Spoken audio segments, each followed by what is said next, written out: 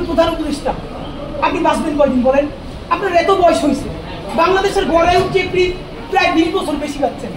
আমার বাপে 63 বছর পাচ্ছে, তার চেয়ে আপনি প্রায় 20 বছর বেশি পাচ্ছেন।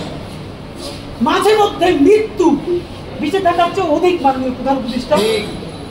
আপনি একটা গবেষণা করেন, বাংলাদেশে গত 50 বছরে কোন রাষ্ট্রপ্রধানের 30 মিনিট 40 মিনিটের বক্তৃতা, রিক্সা চালক, ভ্যান চালক, সবজি বিক্রেতা, বিশ্ববিদ্যালয়ের প্রফেসর, ছাত্র জনতা আধা ঘন্টা বসে তার বক্তৃতা শুনে নজির নাই, যেটা আপনারটা হয়েছে।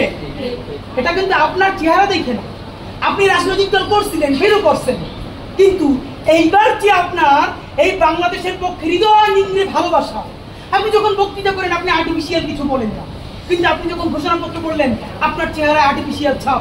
ইত্যাদিকে আপনি স্ক্রিপ্ট দেখে দেখে বক্তৃতা করেন, এগুলো আমরা চাই না মাননীয় প্রধান উপদেষ্টা। আপনার অন্তরে যা আছে, আপনারা যে বাধ্য করে তার কথা বলে দেন না।